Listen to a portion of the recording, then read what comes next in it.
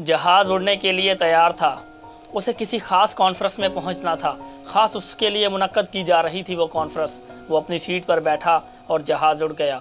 अभी कुछ ही दूर चला था कि कैप्टन ने ऐलान किया, तूफ़ानी बारिश और बिजली की वजह से जहाज़ का रेडियो सिस्टम काम नहीं कर रहा, इसलिए हम किसी करीबी एयरपोर्ट पर उतरने के लिए मजबूर हैं।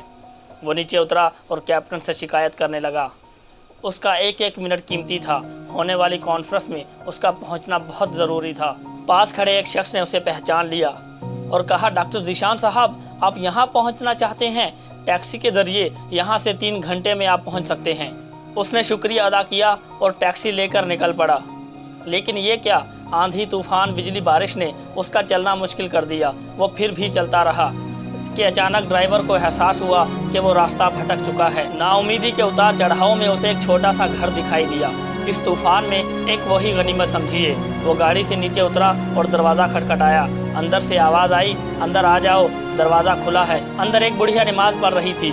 उसने कहा, माँ जी, अगर इजाज़त हो तो आपका फ़ोन इस्तेमाल कर लूँ?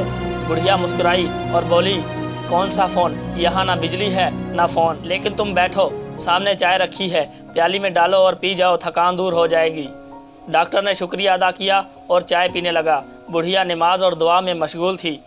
एक बच्चा कंबल में लिपटा हुआ था जिसे बुढ़िया हर थोड़ी देर बाद हिला देती थी। बुढ़िया नमाज और दुआ से फारिग हुई तो डॉक्टर ने कहा, माँ जी, आपके इखलाक और एहसान ने मुझ पर जादू कर दिया है।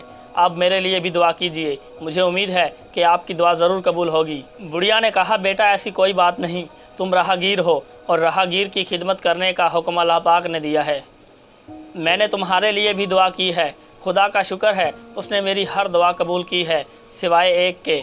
एक दुआ की कबूलियत में शायद उसे ज़्यादा वक्त लग रहा है, मगर वो जब चाहेगा वो दुआ भी कबूल कर लेगा। तब डॉक्टर ने पूछा, कौन सी दुआ?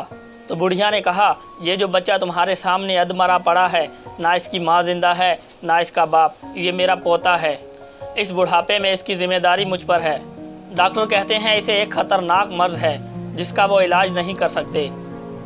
एक ही नामवर डॉक्टर है जिसका नाम ज़ीशान है, वो इसका ऑपरेशन कर सकता है। लेकिन मैं बुढ़िया कहाँ उस तक पहुँच पाऊँगी? जाऊँ भी तो पता नहीं वो देखने पर राज़ी भी होगा या नहीं। बस अल्लाह पाक से दुआ है कि वो मेरी मुश्किल को आसान कर दे। डॉक्टर की आंखों से आंसुओं का सैलाब बहने लगा। वो भराई हुई आंखों से बोला, खुदा की कसम, आपकी दुआ ने जहाज़ को नीचे उतरवा दिया, आसमान पर बिजलियां कोतवा दी, मुझे रास्ता भटका दिया ताकि मैं यहाँ तक पहुँच पाऊँ। खुदा की कसम, मुझे यकीन ही नहीं हो रहा कि खुदा एक दुआ कबूल करके अपने बंदे के लिए इस तरह आसानी मुहैया कर सकता है। वो मुसव्वल असबाब है। अल्लाह के बंदों, अल्लाह से लो लगा कर तो देखो। जहाँ इंसान बेबस हो जाता है वहाँ अल्लाह की खुदाई शुरू हो जाती है। मालूमाती टीवी के साथ रजब अक्कास को दीजिए इजाज़त। अल्लाह हाफिज़।